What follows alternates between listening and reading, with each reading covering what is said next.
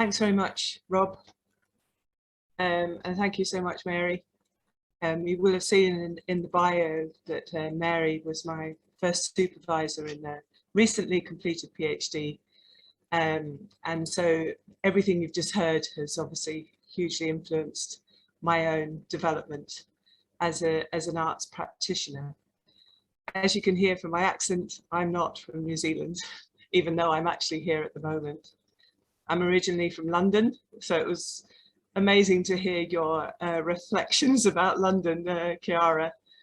I don't think I ever actually really realised the benefits of coming from a completely multicultural environment as I found in London. I was always completely alienated from that environment, living only for the 2 weeks every year we would spend at the beach down in Camber Sands in Kent.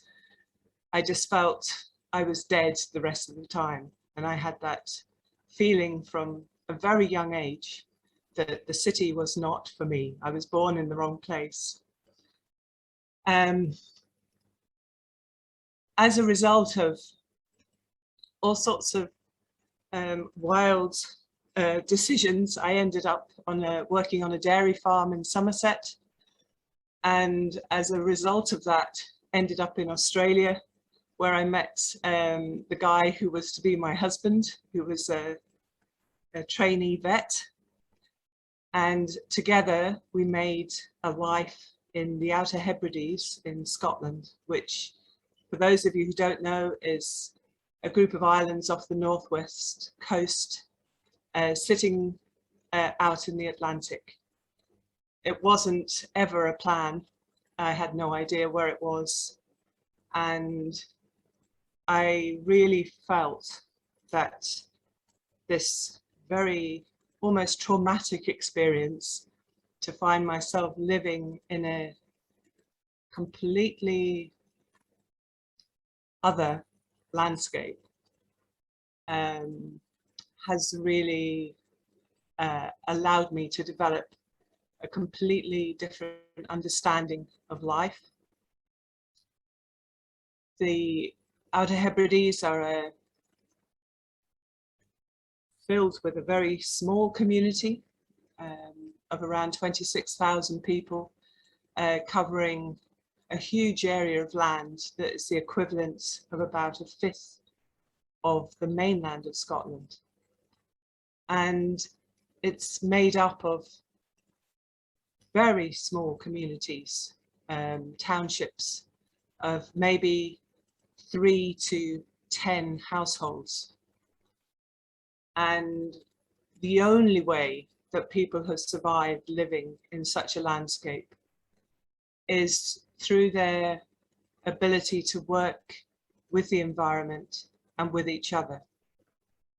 So I totally credit anything that I know really now as a result of being able to stay in such a place for what turned out to be 30 years and learning to live in community and in environment. So when I came to the Outer Hebrides, I was not an artist, and an art course was started.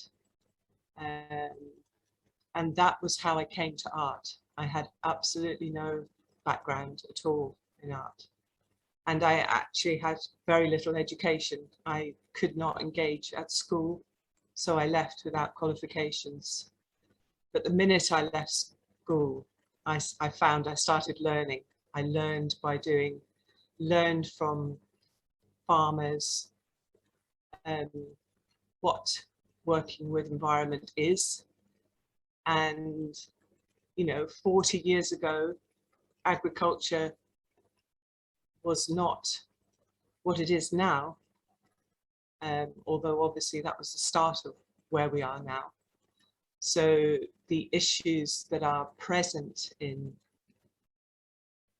the damage created to environment through agriculture, as well as so much about how we live as a society, has completely affected how I have developed my practice as an arts practitioner.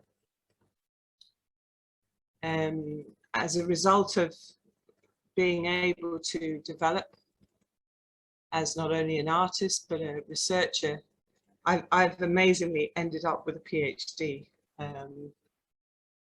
But I see myself very much as a student, still learning and still exploring. The reason why I'm in New Zealand is also a very varied one.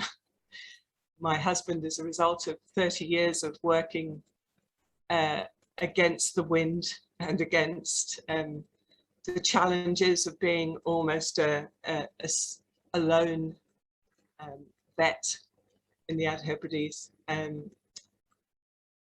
almost in tandem with developing my research through the PhD. He accepted an opportunity to do a vet swap with a vet from Auckland who came to live in the Hebrides, and we came out here, and that sort of started us on another part of our lives. So I came partly to New Zealand to develop my PhD research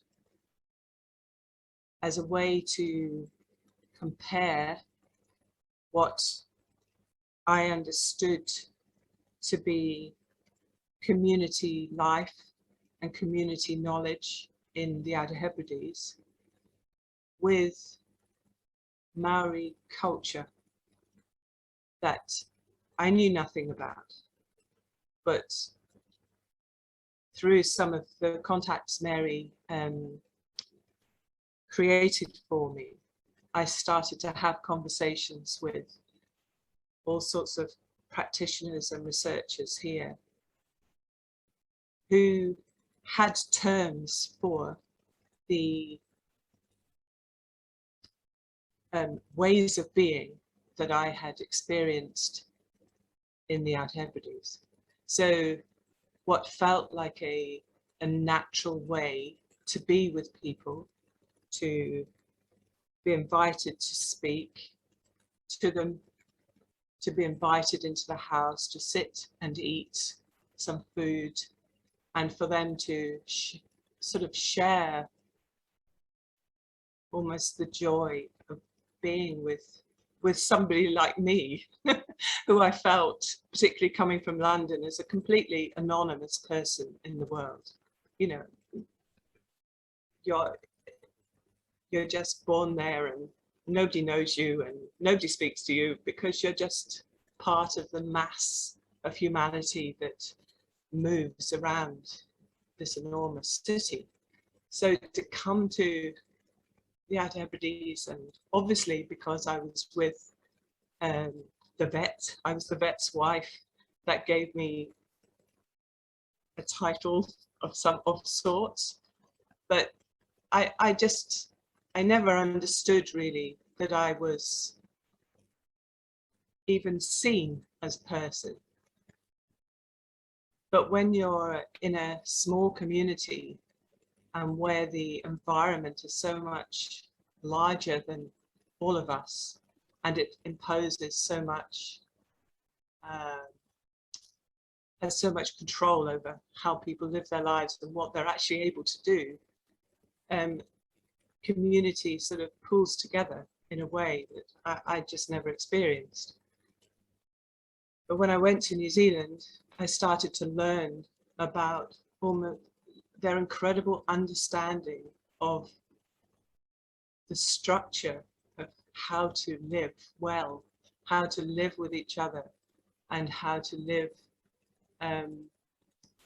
with a sense of the impact you can have on the environment. So that's just been an extraordinary journey.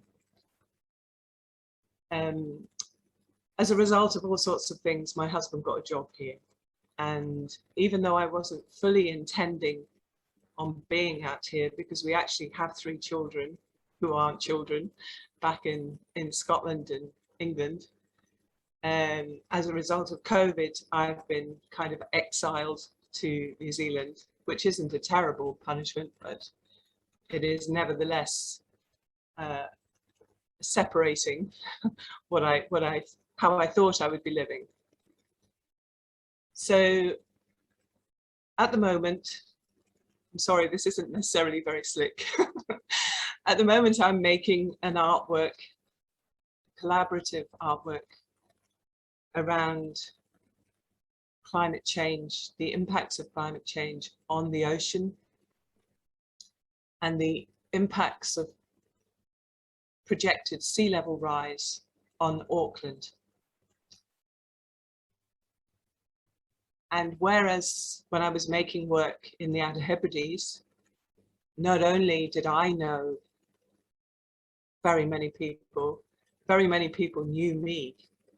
And so I was in the network. I totally understand where you were coming from, Chiara, through your hip hop connections, because that sort of being part of the culture of where you are, making your inquiries and are able to contribute to, there's an ease in working there.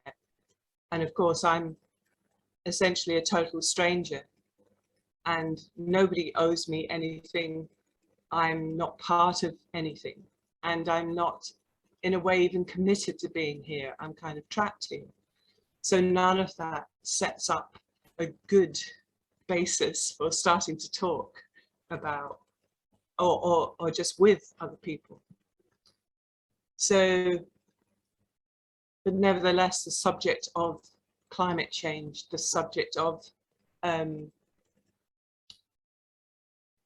behavior change needing to happen as a way to address some of the challenges of climate change are something that does connect us. And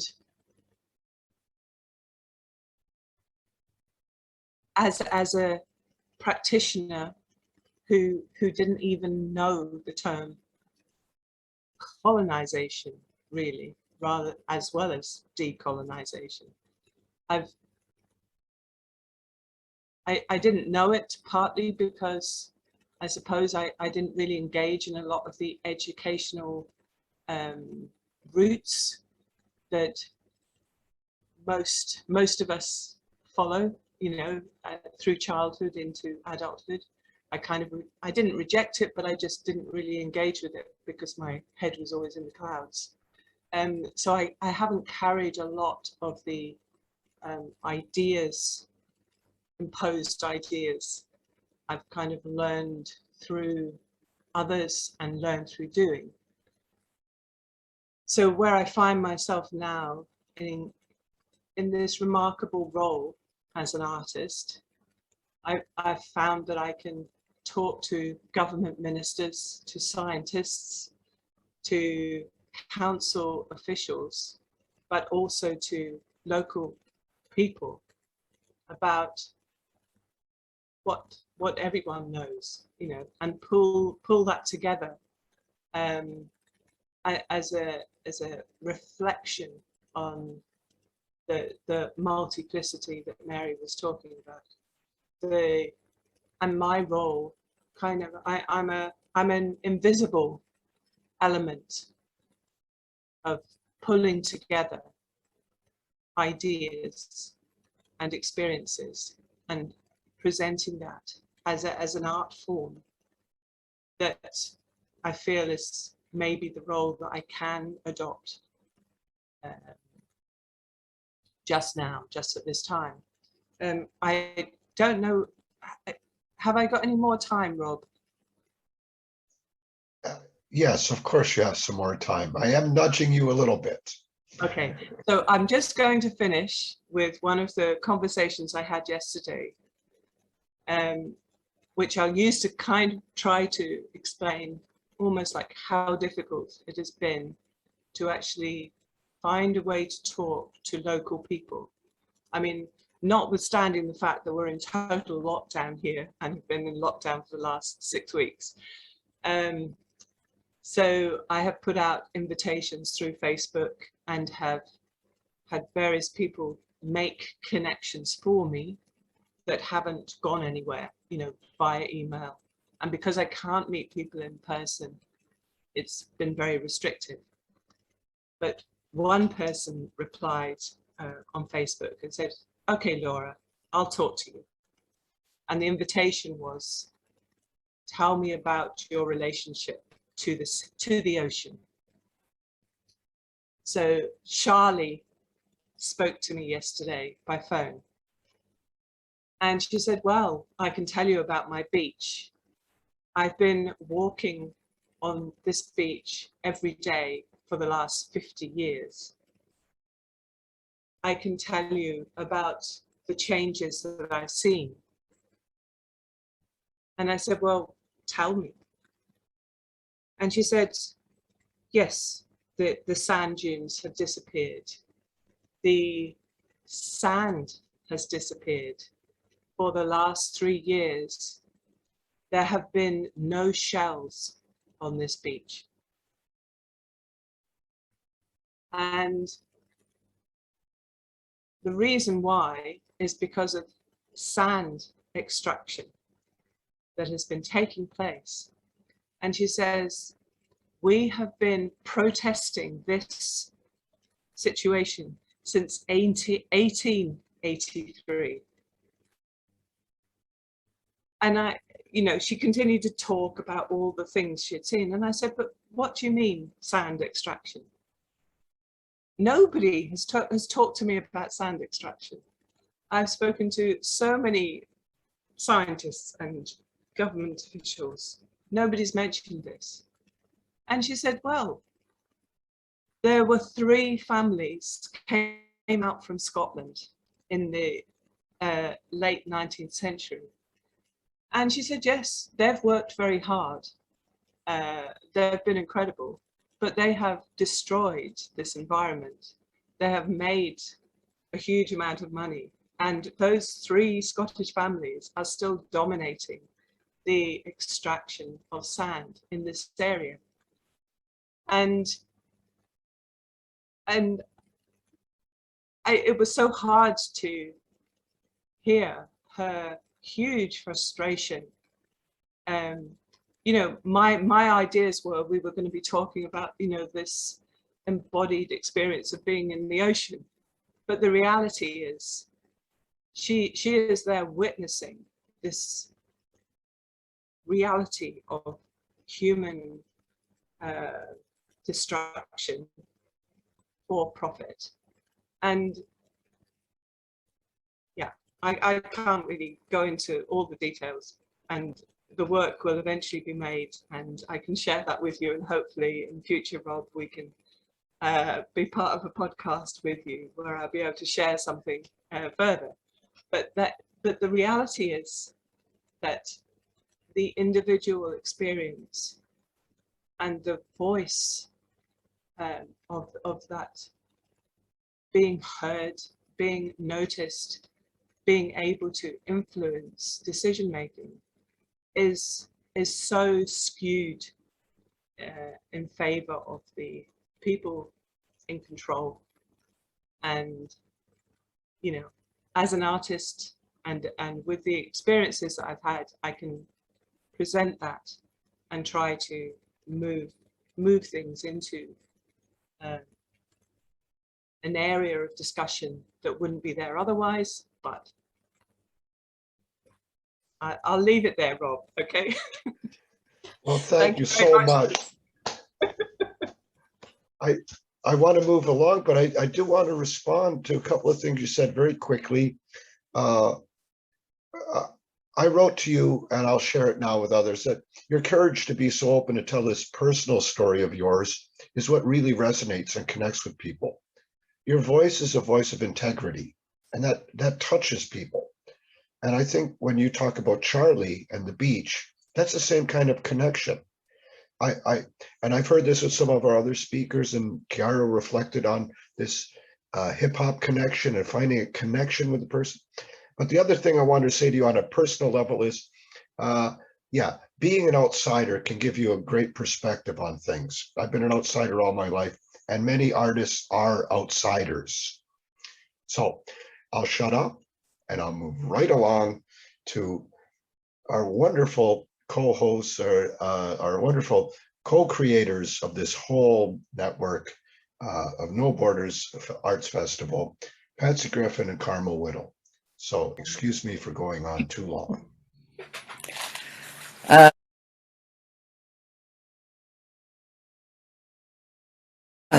Wow, how do you follow all of this incredible introduction to all this work? It's amazing what's happening all over the world. Look at us. Yeah, myself and Patsy co-coordinate the No Borders Art Festival, and I am a Mi'kmaq and Irish from Newfoundland and Labrador originally. I've lived on this territory for almost half my life, and my younger life was certainly on the island. And so, Laura, when you're talking, or any of you are talking about the landscapes that you live in or have lived in, I can deeply relate because I feel very, very connected to the land and the sea in particular where I grew up. And it stays with you, it never leaves, and I never wanted to leave. When I just want to touch a little bit on the reasons, looking at the theme that No Borders ran with this year was looking at tools of resistance and the importance of one, identifying what those tools are and how we can use these tools to make a better connections and collaborations with each other, so that it can be an effective tool to make a lot of change. And I guess, you know, I don't want to talk too much about my own work. I mean, I'm a visual artist, I'm a musician, I'm a songwriter, a filmmaker. I do just about anything and everything. And much later in my life did I start all of this, because I didn't have any idea that there was a creative bone in my body, other than the landscape, which really revealed most of my creativity. Because growing up in Newfoundland, and if anyone knows anything about Newfoundland, Laura, you kind of gave a description that reminds me a lot of my home and where I came from, and everything you kind of described and articulated around that landscape has been a part of my life and my journey throughout, and it will always be. I go there every summer to get an injection of the massive healing that the ocean and the land and the sky and the water, everything around us has to give all of us. And so really that's where it all began for me, was on the rocky shores, because we never had beaches. Most people there are beautiful beaches on the island. The island is massive. There's one, Sandy Beach. Yeah. Patsy's been to Newfoundland, so she could speak to the beaches. But the thing is that I also studied at Carleton University here, Indigenous studies, Indigenous Canadian studies, and so my passion is trying to support our people as much as we can. And because I came from an island that ultimately was the first part of this country that was colonized, and if some of you know, and some of you may not know, that the methods that were used by the colonizer was simply to wipe out the First Nations of the Biotics on the island.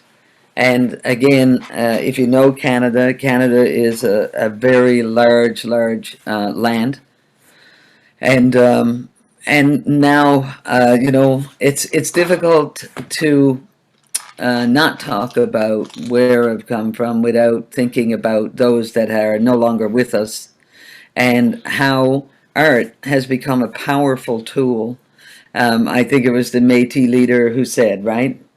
You know, it will be artists. After 500 years of sleeping, it'll be the artists that will make these changes. And so I'm really excited about this conversation that we're having together, because I and Rob, I'm sure, and Patsy, all of us, are thinking of a million ideas of things that we could do together. And hearing where everybody's coming from. And I just want to recognize Mary Claude over here. If anybody is somebody that, there's Mary Claude, one of our elders in community. And if you look at her artwork, it's just mind-blowing. She is one of the artists that's in the exhibition that's presently happening with the No Borders Art Festival. I can go on about No Borders till the cows come home.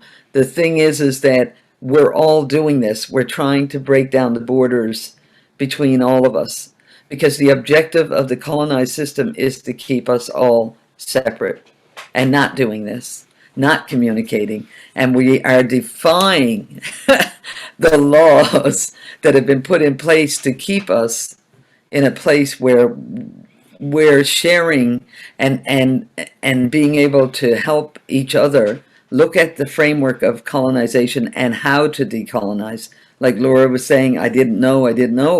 The issue here is that some of these tools of resistance can very well lead all of us into a space of decolonization if we work together. And I'm just blown away up there when, Brianna, when you introduced the works that you guys are doing in Hamilton, it's like mind-blowing. I mean, it's like collaboration heaven, if we can call it that. Collaborating is not an easy practice.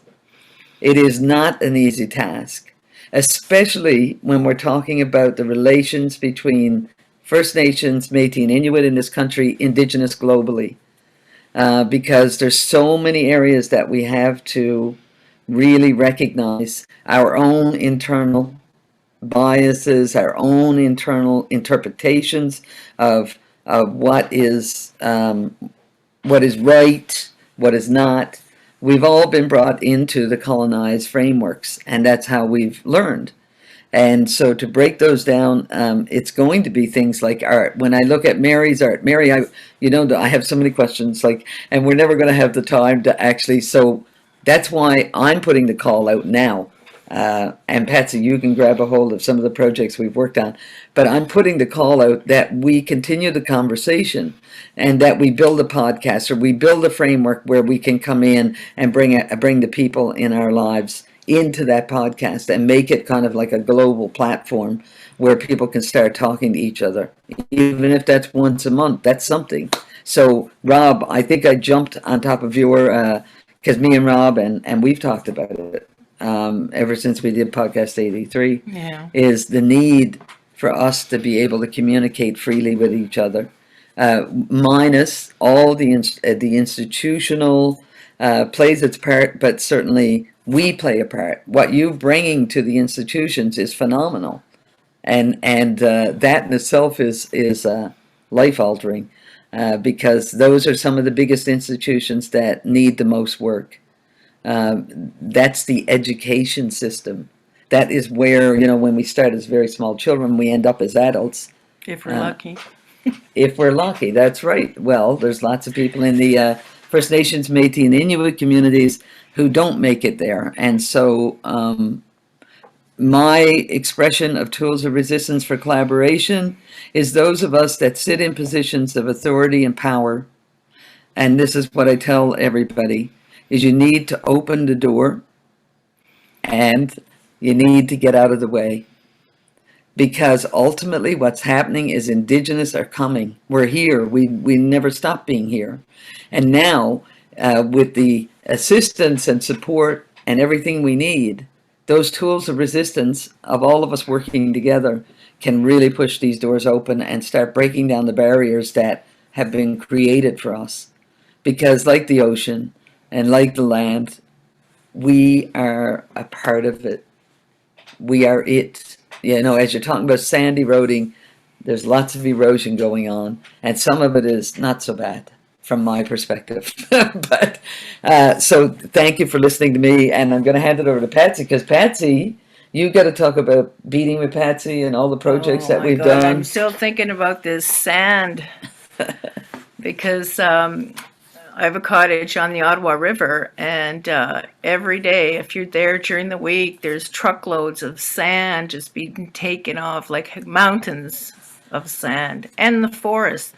You know, I always say, oh, there goes another forest on wheels, because they're taking all the trees as well. And it's just crazy. But anyways, I do run the Thunderbird Sisters Collective, and I use beading as a tool of resistance. And yesterday was a good example. I was invited out to the community of Kingston. That's about 2 hours away. And so we celebrated Orange T-shirt Day doing beadwork. And I was so amazed at these kids. They're, you know, as young as 4 or 5, beading, and they took it up so quickly. And the boys, young men, beading is like, yay. And they loved it. So I hope they go on to make some beautiful work, and it's nice to get grants as well. Like I got a grant, so I get to use some of this money to create Indigenous workshops for the youth. But with COVID, it's so hard to get the kids out there, or even to participate. They're just so depressed.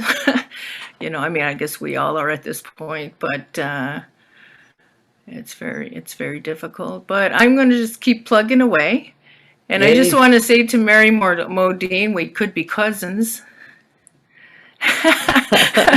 my people are from, you know, the Anishinaabe area of Minnesota and the Great Lakes, and Scandinavians as well. So I thought, oh, she's probably my cousin. That's it. Yeah. But it's always Yeah. nice to make those connections. I've met a few DNA cousins, so and yeah, it's quite something. And I don't know what else to say. You know, you're a poet. about 5 minutes before this thing starts, she says, "Do you have like a presentation we can put together?" I'm like, what? You know, I could have had days to do this. You know, not 5 minutes. So I mean, it's difficult to think of everything we do, but we're always doing something. Like sometimes I think, do we ever take a day off? When will I sleep? So yeah, I'm looking forward. Today's the last day of No Borders, so I'm hoping to get a rest. Yeah. So it's up until Sunday, and then Monday yeah. the show comes down, and it was a beautiful, beautiful. Over 25 artists showed up with their work, and the exhibition is extraordinary. So I'm going to let other people as well jump in. I'm sure there may be questions and But thoughts. before that, I wrote a poem for September 30th, which was yesterday. And if you allow me, I will read it to you. It's called They Came. Like aliens from a different world, they came, murdered the original people, men, women, and children, let them die like roadkill. Like monsters, they came, traveled up rivers, followed our trails, took everything, the people and the land. Like vampires, they came, sucked all the life out of our sacred places. Scars remain on our land. Pain remains in our hearts. Like wildfire, they came, swept through the land from east to west, destroyed all that we held dear. They took our children. We waited for them to come home. Some never did. We found them in unmarked graves. Like the fireweed, our children will rise again. We will rise with them to reclaim their names, our names, to reclaim their ancestors, our ancestors, to reclaim their traditions, our traditions, to reclaim their land, our land, to reclaim us. And that's all I have to say about that. Hey. Wow. Well, thank you, Thank you. guys. Thank you very much, Patsy, for You go ahead. a very thoughtful poem. Thank you, Rob. Now, I think there was one or two questions in the chat, but I'm encouraging people to send some into the chat, or maybe they would like to read them themselves.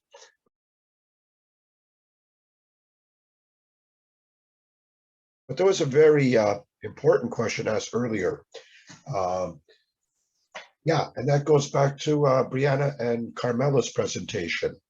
And I think it was Ariane who asked, hey, can we bring art for change to the University of Ottawa?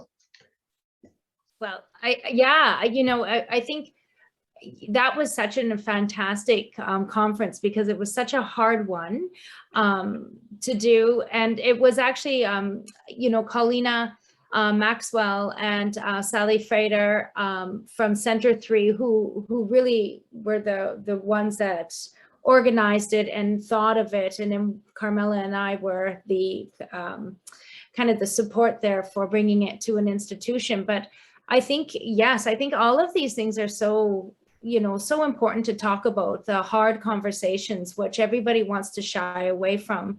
But it's only in having those difficult conversations where we kind of really start to learn. And I think that's the hard thing for people to kind of grapple with, is that uncomfortable feeling that they want to run away and shut down. And but really that's when you learn, and that's when you really kind of can and move forward. So I would say, yeah, if that's something that interests you, we could, Colina Maxwell, who runs Center 3, is always you would see Center 3 throughout our whole project, because she is like just a collaborative queen. Like, if I have never met somebody who just is, all over the place and is so willing to work with everyone. And so, yeah, let's do it. Well, yeah, I see that there's a million directions, like Carmel said, that we could possibly build bridges. And gee whiz, I'm going to come to, I'm just coming to McMaster and visit you one day. I'm going to drive out there just for the hell of it. Oh, I think anyone's welcome. We'd love to. Yeah, I would love to see more collaborations. I love Podcast 83. I love being here. So thank you so much for inviting us. It's so fantastic. It's just, what a great group. Like, I was thinking, oh my gosh, like, it's just so fantastic to hear everybody. we got to thank you. Now I'm trying to read one thing. Marie-Claude has written something interesting, and Marie-Claude, would you actually like to take the microphone and read it out yourself?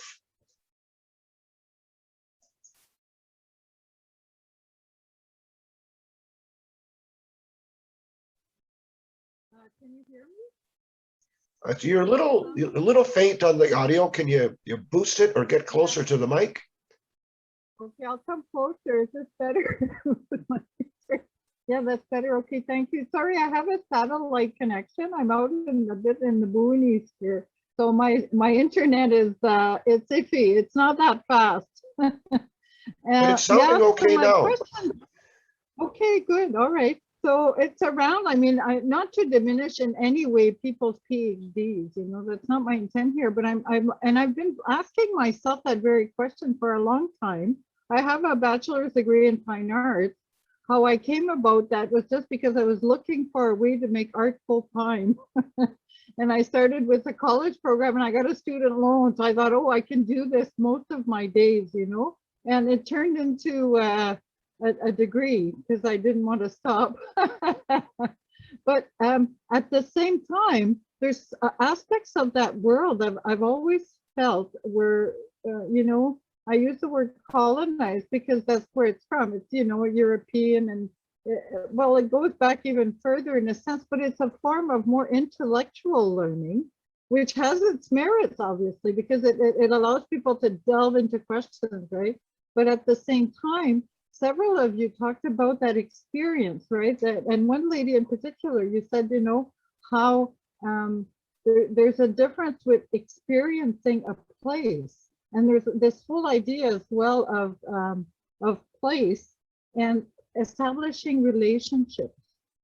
Sorry, I forgot to, I'm doing things backwards here. So you can see my name, Marie-Claude Charlin. So I'm a Métis woman artist. I was born here in the Outaouais, so on the Quebec side of the Ottawa, across from the Parliament in Canada, Ottawa River. And I was adopted as a baby and found my natural mother when I was 30. And so this has really informed as well my relationship, not only to place, but to identity, you know?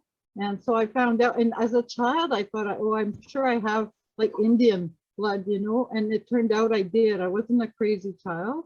So there, and then, so I guess I'm a little bit all over the place, but I'm gonna try to make, I don't know if it's really a clear question, but it certainly touches on everything. It's about how do people, it's about the relationship to land, to each other. In my view, it's like a most crucial aspect of decolonization, because as wonderful as the intellectual stuff is, and we don't want to throw it out, but it needs sometimes to take a back seat. I've been asked, I saw this question come up recently about how did people know, because I've been studying plants too with this young Ojibwe man. His name is Joe Pitawanakwat, and he's got a website which is very interesting called Creator's Garden, and he's got a blog. So what he was, and this, I'm just using this as an example to illustrate this principle, is that the plants carry in their shape, in their very shape, the knowledge, the information about what they're good for, like how they can help us. And so, for example, there's this one plant, if you cut the stem and you look at the cut of it, it has, it's got the same shape as if you cut a mussel. You know, if you're a medical person and you look at the cut of a mussel, the shape is the same, and this plant is good for mussels. And in the name, he's Ojibwe, and in the Ojibwe name for this plant is, it talks about who that plant is. So it becomes everything, and also what he calls, this is what people call the original instructions. So it's like these instructions from, however, and this is not religious, it's just about creator or the creation's purpose for each element of creation. So plants and animals and us as humans as well, it's like our original instructions are built into our physical beings as well. And so, like, if you come back to that sand and removing, you know, destroying things, people do that because they don't have a relationship with the sand, with the beach, with the water, with the creatures who live there. They've severed themselves, and they don't even realize it, right? So this is all over the world. This is why it is so exciting that indeed, you know, like we're having this conversation today and people are making art about it and in all different ways. But ultimately, it always seems to come back to relationship. You know, and I'm thinking about like those children, you know, you're teaching, Patsy, like if they connect with their heart, with their environment. So anyway, so this is what this is all bringing up. It always comes back to this sense. So I don't know if any of the artists who spoke today want to address any of these points. Like, for example, what makes you, how do you define home? You know, how do you define place in that sense? Like one of you had you were showing those adobe homes, you know, carved right out of a rock, a mountainside, and it's art, but it's also life. Anyway, so that's, I'm a little bit all over, but yeah, that's be good. And thank you so much all for your amazing work and what you do. I'm so privileged to be here today, really. Thank you.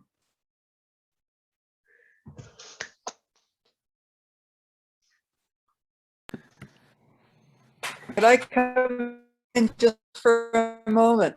I would really love to respond to that in many ways, I think. I would love to respond in the sense that, you know, I think that we are place makers. So it's not just that we arrive into the world in a place. You know, when we're born, we don't know where we are. We don't know how we happen to be where we are. So we emerge into the world as a kind of questioning, inquisitive being that gradually over the first years of our lives have to kind of take in and make sense of the world. And in that whole process of taking in and making sense, you see toddlers doing this, don't you? Picking up handfuls of dirt or going over and sniffing flowers or wanting to touch the flame, and you know, they learn.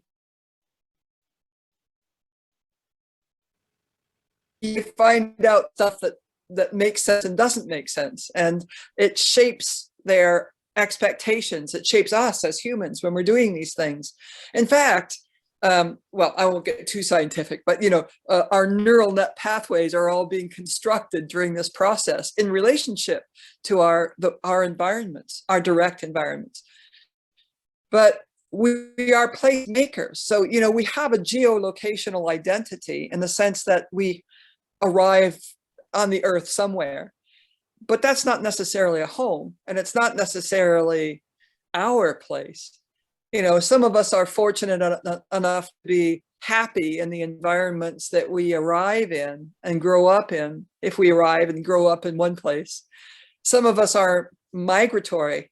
You know, we have, you know, paths. We are peripatetic, and we move across the planet, you know, in patterns, nomadic. But we're also placemakers in the sense that we make places for ourselves too. And that's as much a kind of constructed way of being in the world as anything else. And every one of us, each one of us has done that. We're doing it now. We're making our place. Even in this virtual non-place, we're making our place. You know, we're profoundly grounded people. And even saying that grounded means the earth. You know, we have our feet on the earth. It's the thing we stand upon and sit upon. So that kind of place is so profound in the ways that we are with it and in it. We're and of it, you know, because each one of us here probably believes pretty firmly that we're not just in it, but we're of it as well. We're co-participant, you know, in that process of being.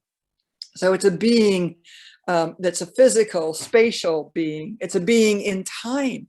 You know, we haven't really talked too much about time tonight, but that process of recalling family histories or links to patterns of land, or what I was referring to in folk tradition, that's all kind of time-based as well. So we're in a process of time as much as place, since the two are inextricable. So yeah, we're place makers.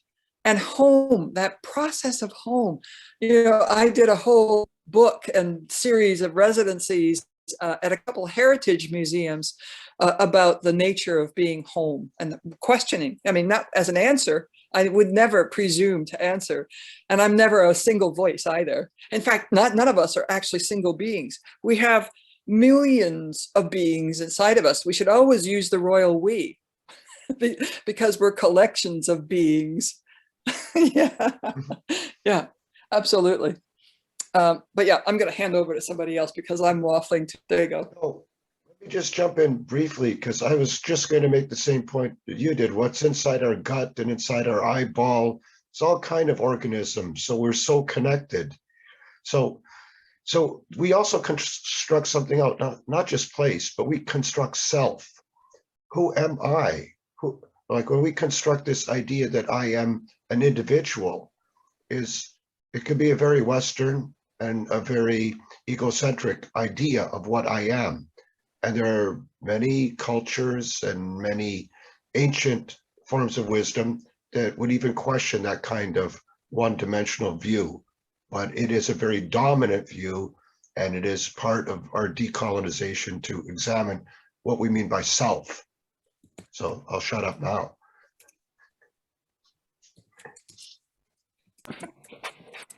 That I want to take, I feel like I've chatted a lot, but I think, Laura, you said it well, because I resonated when you said, you know, I wasn't in academics, and how did I get here, right? When school was terrible, and I had the same experience.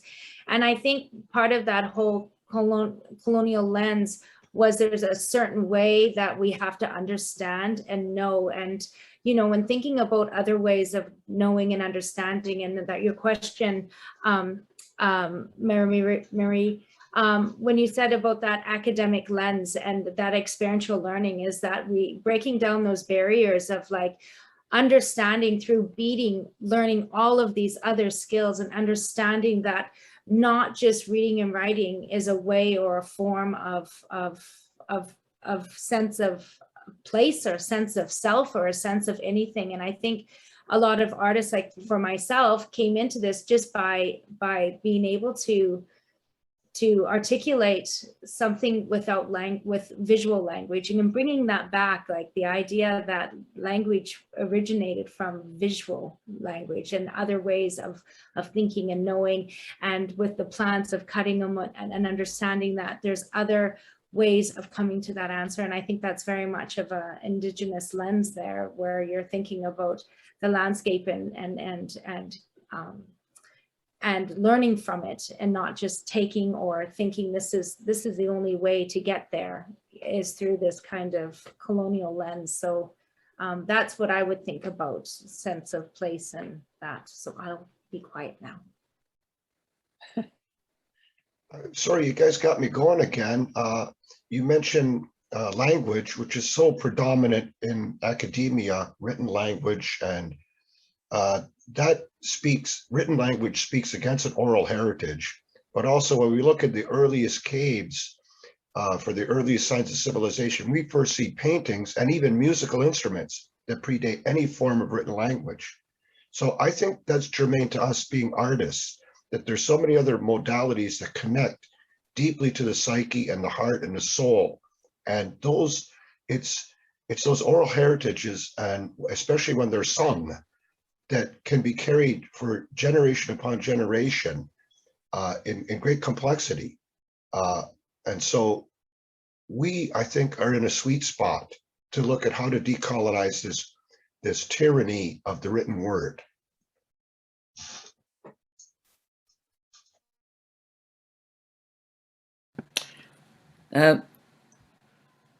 Can I just quickly, and I know that CJ, you have your hand up as well, and I'm aware of other people, but I just want to speak for a minute to oral history and indigeneity and Indigenous identities.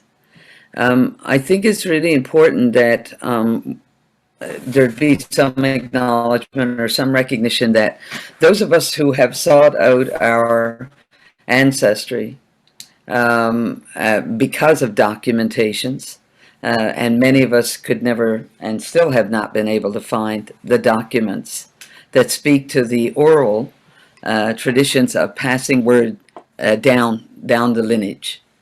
I'm really, I guess I'm wanting to put this in here so that we don't end up with sort of a fantasy about oral history. Oral history was as distorted as an academic paper by somebody who decided that they only wanted to share their agenda and nobody else's.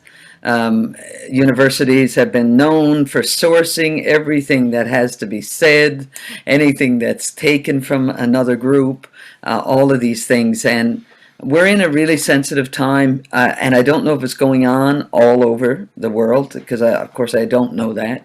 What I do know is what we're experiencing in this part of the world, which is a lot of denials of those oral histories that have been passed down from generation to generation.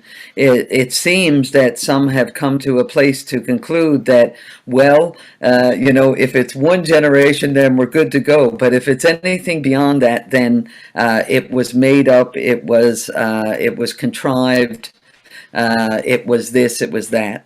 And I really think we're in a time where the respect, certainly, of oral history and the documentation of oral history ultimately probably hasn't even begun.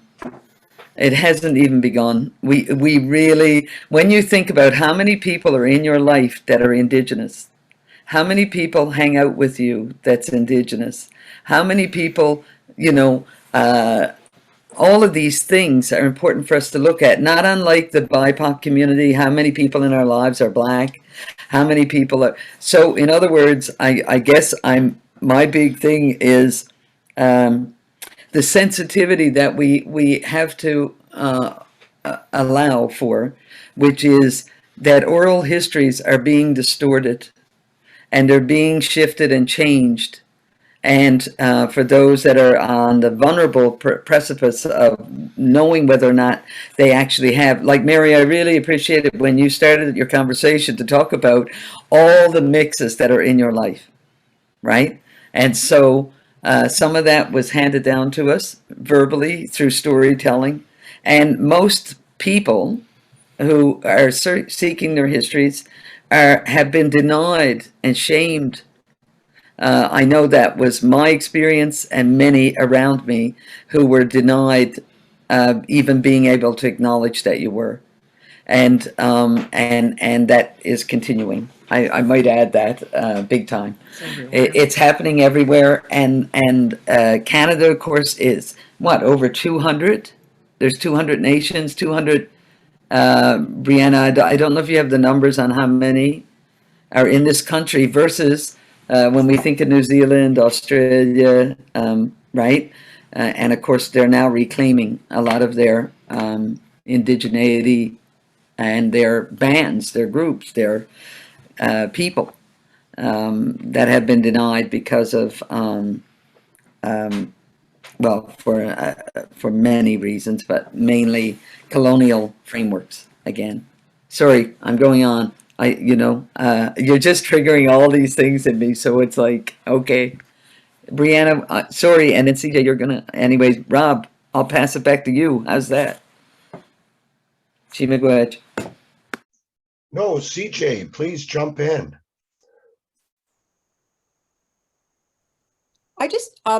I really appreciate everything you're saying, but I came across, there was a while when I stopped making, because of the collaborative projects I was doing, I really, some of them took off and I really wanted to just stop being in the art of looking at my practice for a while. So for a while, this is years back, I stopped practicing and I started to study anthropology because I was really interested in the way, in a social lens. And I mean, anthropology is looking at its own, it's for ages, it's had this critique about like, how could you even other cultures? So I really, that's the way that I came to it. But nevertheless, and it is going through its own decolonization thing. I've been doing this kind of broad study on all the different disciplines, the way that they're handling their own decolonization. But anyhow, there is a lot of research that I came across back then, and I was always really fascinated about it because it talked about the role, and it blends with Ellen Dissanayake work, which is, oh, I wish I could find the book. I have it here somewhere. It's called Homo Aestheticus, and this woman is an ethologist. Those are people that look at animal behavior, and so she looks at what is the role of art in human life, and she looked at it in animals, like, is it mating, is it this, is it that? Anyway, she did these studies of looking at the role of art and what is art to human existence.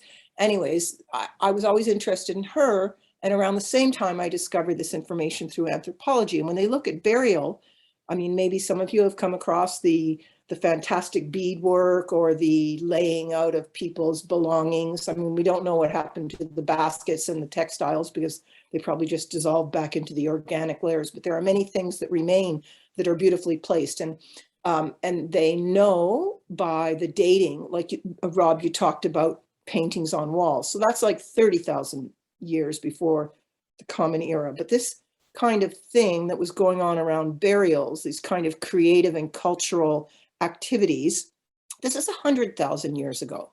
So this is before the voice box was fully formed. So I found that really interesting that all these kinds of cultural activities were going on at a time. Dissanayake refers to them as something that puts people on the same page. Anyways, this is kind of anthropological talk, but it's on a longitudinal scale. It even predates oral culture. And so what I kind of, I mean, I look at what's happening now in terms of, I've been exploring collaborative process, as you know, for like over 3 decades, and first as like an outsider, and just doing it on my own because I think it's like the most cutting edge of contemporary practice. But what I see happening now is like a fold over to the way it was. And I look at like, you know, the colonization and well, of course, colonization is an icky thing, but I mean, even in the art world, when you look at what started to happen when there were guilds and when there started to be the writing of art history and the controlling of what gender could make art or what class or what family could make art, I take a much longer lens of time, and I look at that as like an unfortunate blip that's happened in the history of art. Not that I can say this at academic conferences, but it is truly the premise on which I operate. I think that we have to look at ourselves, as those of us that are here, like our language is creative language, and it can hold voice. Voice is a tool, the same as materials are a tool, and it's how we use our body and our intention. And I just think that the work of that we have to like hold strong to our creative capacities. Yeah, I just want to celebrate what you're doing with the Beyond Borders thing, but really talk about this lens of like, yes, the spoken word gets us in a lot of trouble, and we must trust that what we do with our whole bodies and our whole associations is stronger than that. That's all.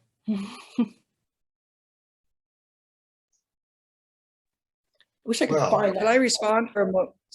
Could I respond for a moment to that? I really just, I love that thought, and I love the thought about the long view. I absolutely agree that the long view is a very good one to hold in perspective. And I think that speaking as an educator, because so much of my life has been spent in education, that there is a certain kind of, you know, I don't think really educators are in the business of being educators, at least in higher education, of being educators to pass down bodies of whole, you know, given knowledge. You know, I don't think that that's exactly the role of a professor in higher education. I think if anything, it's courage. I think it's imparting a kind of sense of encouragement and courage to be. So if we're talking to our students, you know, they're there because they have a reason to be there. They're there because they want to be, they want a kind of validation for a learning process in order to be who they are, you know, and that kind of sense about courage, I think, is one to give. And it's one to say, it's fine to be who you are. And that there isn't one script, it's not one code, it's not one practice, it's not one sentence or word or book or thing to acquire. And I say that because I think that it would be a mistake to equate education as a whole with colonization. I think that would be a mistake, really. I don't think it's a one-to-one correlation. I don't think that learning could be equated with colonization. If anything, what learning does is learning gives us a sense of humility for what we don't know. I believe, yeah. I think what I was getting at was that all the disciplines are looking, they're all looking, they're critiquing themselves. It's really interesting how many different disciplines are, you know, this summer I looked at decolonize anthropology, decolonize architecture, which was largely led by this really interesting Indigenous guy from the West Coast. And he talked about, oh, what's that island where there was a jail? Was it Alcatraz? No, there was a jail. Alcatraz? And when the jail came, Yeah, Alcatraz, yeah, when the jail was decommissioned or whatever, it was supposed to go back to the First Nations of that land. There was anthropology, archaeology, of course. Medicine is having a really hard look at itself and its institutions. I just think that sometimes what education does is it, like you use the word code. There are certain code, I mean, education of course is important, but I think there's gatekeeping. Every discipline has its gates and its gatekeeping, and we should be like opening the gates, and like what we're doing here. Anyways, yeah. Could I jump in on that?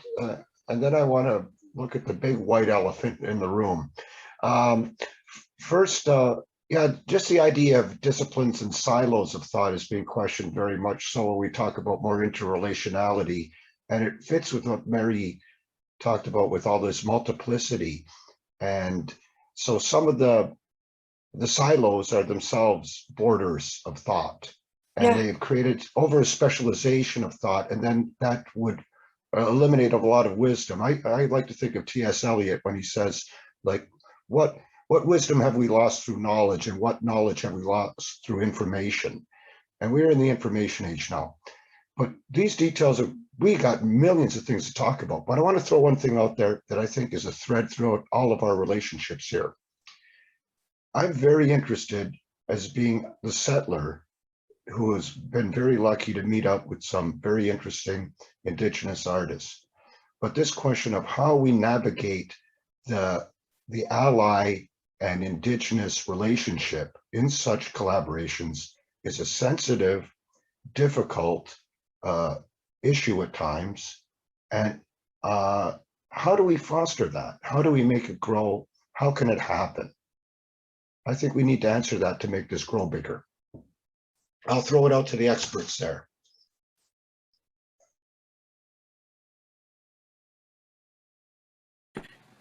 Mary Claude,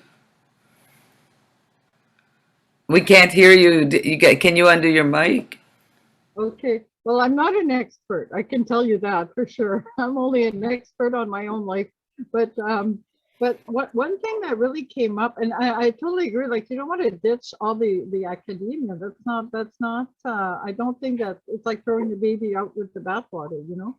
But at the same time, for example, and CJ, I'll just address something you mentioned, is that, and you're right, like there's no, if you do an archaeological search in the ground, you're gonna find stone tools and different things like that. And the baskets will have rotted away, or those kinds of things. But then what sometimes people forget is that the oral tradition is not just oral, it's a whole passing on. So like you're teaching beading, for example, but I've seen basketry that is just mind-blowing.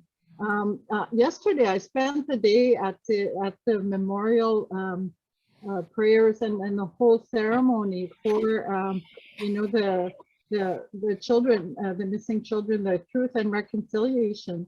And in the afternoon, there was tables set up in the Confederation Park where the gathering moved to. We did like a prayer march over there, and people told their stories. But this one Mohawk lady, Haudenosaunee, man, the basketry, the skill, and this is ancient. So you're not, so it's still alive. That's the thing. That's the thing. People sometimes forget that that's how that kind of knowledge is transmitted. And yes, it is deformed, it is adapted. And as artists, we know very well, if you look at the work, I'm thinking of this artist from British Columbia. I believe he's Haida. He makes amazing masks out of Nike shoes, and they look like those traditional masks. Help me here. Do you remember, just because I'm talking here, I can't think of his name. Oh, He's got a book. Sorry, Brian Younger. Yes, thank you. So, you know, this is like, so you could say the knowledge, like, so there's whole stories and traditions passed on with when you learn to carve those traditional masks. And that can go back, I don't know the number of years, but yeah, Brian Youngin, you're absolutely right. Thank you. So, but so he takes that, and it is his ancestry, so it's not appropriation, but he uses contemporary materials, and he says things about our world today. So it's a way of keeping that old knowledge alive. So of course it'll transform. And I guess the question is, how do we value and get the whole, like, more people to understand the value of all forms of transmission of knowledge, right? Like going on the land, learning firsthand, establishing a relationship. You know, and I can share one. I don't want to take up too much time, but I'll share briefly one thing, and you might think I'm crazy in this or whatever, but it is what it is. And it was my relationship. I mean, I've had bear dreams since when I was a little girl, like this recurring and so on. So this Indigenous grandmother, an Ojibwe grandmother, actually did a ceremony and adopted me into the Bear Clan because she said, "You are Bear Clan." Like I knew in my heart. So one day I'm driving back from Northern Ontario, and it's a long straight stretch of highway, and there's a black bear that was hit probably by one of those big transport trucks, because there's no cars in the ditch, and there's no, and he's right on the middle line of the road. And so I can't just keep driving. I pull over, and I have a very traditional lifestyle, so I have tobacco with me all the time. So I checked, I made sure before walking over if he was actually still there, if he wasn't still alive, which he wasn't. But it was very recent. So I put tobacco all around him. And when I picked up his paw and I held his paw in my hand, there was still warmth in there. So it wasn't, he hadn't been there for very long. And I can't explain the experience I had, but I cried because I felt like he was my grandfather. Like I felt that spirit. So when people in those traditions, in the Anishinaabe tradition, say, "This bear is my grandfather," the bears, that's who, and for me, I experienced it in my heart, so I can tell you this verbally, I can write it down, and whether people, but to me, that this became real. It wasn't just knowledge, it wasn't just a story, so this is the kind of knowledge that and this is, I guess it happened that for me, it was a huge gift, but it's probably a result of taking time to be in nature, to establish some kind of relationship and serendipity. We all have and I'm not saying this is the one way to be. I'm just sharing something here to express how, to me, it really shifted. And at the same time, because we're talking about how, okay, this is a period in my life. I worked in an office as a translator and editor, French and English, okay, in Ottawa for the government. And because I thought I have to earn a living somehow, and at the National Art Gallery was just up the road. And I used to go at lunchtime on Thursdays, it was free. And Norval Morris, so I don't know if anyone here, well, Carmel and if people outside Canada know who he is, but he's an icon of our Indigenous artists. And there was an exhibition of his work.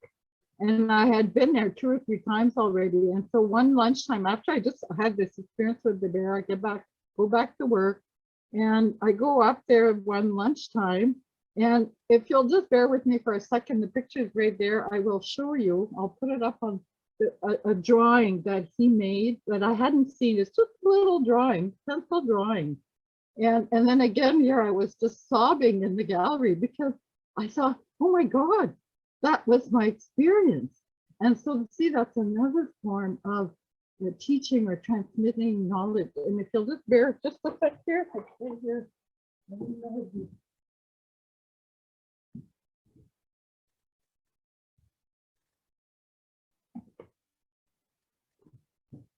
So, where's the camera? Can you see it? That's Yeah, good. we can Yeah, see that's it. great. Wow. See? Wow. I love this. The legs. See, so you can see the line that goes through the heart and through the human and the bear. And so they have that relationship. And it's just a little drawing. And I made a photocopy from from the internet or a book. And I actually keep it up to remind myself that this is also, and we're talking about identity and, place, sense of all that, We're all connected. So that whole, on. so Yeah. just, anyway, so there, Wow. a little longer than I was thinking, but I mean, these forms of knowledge are really profound, and the population in general has no idea. They don't realize.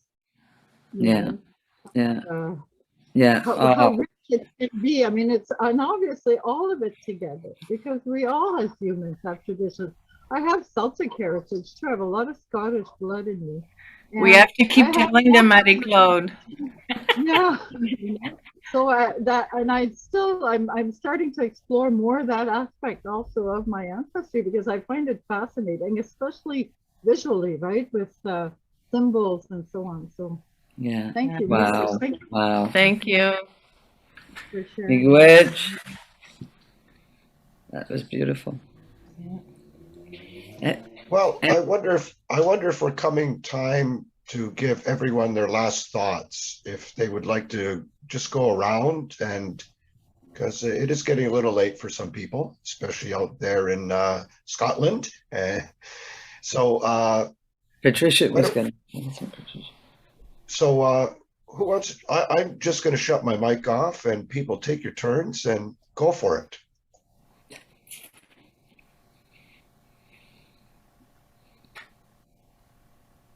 Patricia, did you have your hand up? Or?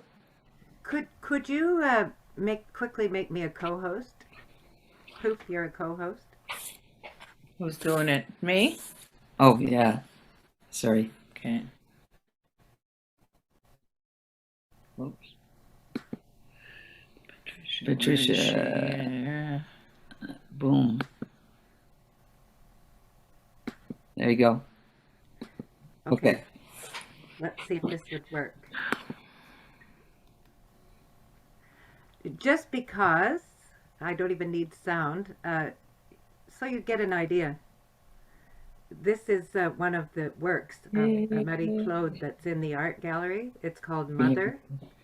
If we could blow it up, you would see the incredible tribute to all of nature in each of the spokes of this. And let me see if I can do the other one. This is called Portal. And just to know that when Marie-Claude speaks, her art and her are one. Anyway, there you go. I hope you don't mind, Marie-Claude, but I just thought we'd had a chance to see a lot of people's work, and your commentary was so amazing. Thanks.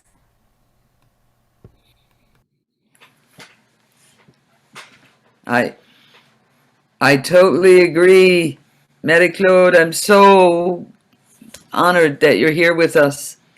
You know, and I would like to say that I think in any conversations we have together, that there should always be one that has the knowledge that you have and that you carry, and your story is so profound because it goes past sort of the thinking mind, and it goes to the heart of our need and our want to be connected.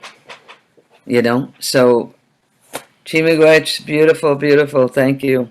You know, honestly, seeing as we're right here, perhaps one more might be in order to show. This is Rob Snickers, How We Schooled Them. And it shows that his heart is really where he speaks as well. And one more. Move to the city and get a job. And sadly, I don't have because Carm never sent me little images of her work. But if you go to the No Borders Art Festival website, there is a wonderful, one of the artists, Greg Scriber, made a wonderful little panorama of all the works. And so we'll just put the link up there, and you can see we were graced by Rob, by Carmel, by Marie-Claude, and so many other artists. And the thing about that show, which I think Marie-Claude and Rob really appreciate, is that there are artists in that show who are raw as far as experience goes, and the fact that their work is in the show is a decolonized process altogether, that they are not in the language, they're not in the in what could I call it, in the ethos of the art gallery and the hanging of the gallery. And we were so fortunate because the person who hung the show understood perfectly that this was a diverse crew of people coming in, and gave every single piece, whether it was an artist like Marie-Claude, like Rob, like who have, and Carmel, and who have huge experience in exhibiting and reputation, or are living practically in hostels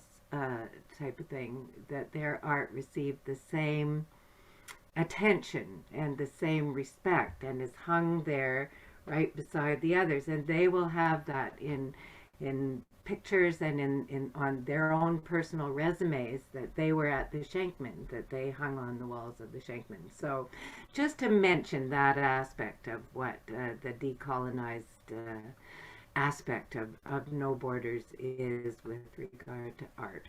Anyway, that's my say.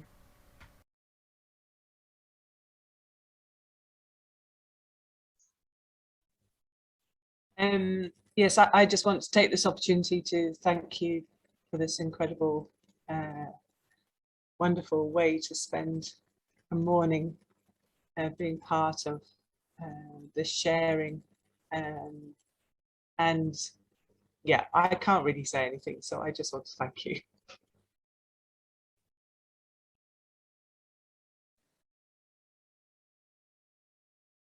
I'd like to say thank you as well. Yeah, thank you, Laura, for your sharing. It was good to hear that. And I'd like to thank all of you for the invitation to come and speak today, to have a conversation with all of you. Anyway, it's wonderful. And I'm sure it's not the best, I'm sure it's a starting process of conversations yet to come. So let's keep it going. You know, we can send emails to each other, and we can connect, we can have conversations. I think that's a good way of continuing. Thank you.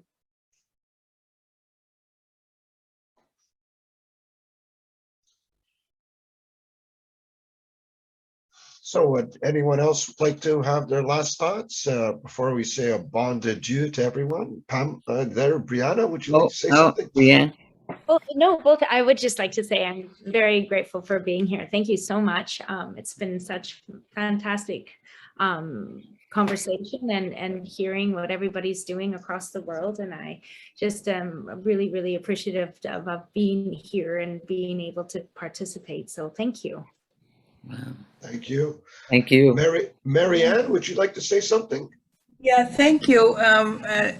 Thank you. A whole new world, in part, a whole new world opens up listening to that what you're doing. And I sometimes wonder if you're sleeping at all, because it is so much and so diverse, so different parts of the world. But no, seriously, I have enjoyed this very much, and it has increased also my connection to the No Borders Art Festival, because this is yet another community. You were able to create yet another community, all of us together this afternoon, having the discussion and the presentations that we have listened to, whereas Patricia related just another part of the festival, another community, and I think increasingly these communities are going to complement each other and gonna fertilize each other in the work that is happening. And I am really impressed, and it gives me lots of food for thought. Thank you for that. Hey. Could I just add, yes, that if you go to the website, I didn't actually have a picture in the spot that I used, but the beading group that Patsy leads also has a piece in that in the gallery, and a lot of us in the room here have pieces in it. It's a beautiful piece. I should post the website in the chat. Last thing. Yep. Ana Maria, would you like to say something before the night is over? No, thank you. I have problem with I cannot pop an asthma attack, so I cannot talk. Thank you. That's why I took the camera off. Okay, well, it was so nice to have you join us. Thank you. I Well, learned folks- a lot. Wow. Can I thank all of you again? It was beautiful to spend some time together, and I agree, Mary, and I agree, Laura. And Brianna, we have to all go down there to Hamilton now and start, the short trip, but powerful one. I can't wait to see what else we can all work on together and how we can stay connected, like you said, through emails, through contact, and maybe come up with something that we can actually broadcast to the rest of the people that are out there. Because people need to know that they can build these communities, and we can now start moving and understanding each other from such a long distances as well. Thank you so much. And maybe you could find another man here, because I'm so tokenized. Yeah, well, you did a good job putting yourself there, so that's the beginning. Good for you, Rob. You've been at this now for a couple of years, so he has to put up with us. It would take too long to train someone else, Rob. Yeah, way too long. Oh no, You're stuck with us now. That's it. Anyway, I Anyway, want to say thank you, goodbye, Rob. guys. Thank you, Rob. I really appreciate that. That's fantastic. Thanks, everyone. Have a great, yes. Bye-bye. Take care. You. Bye.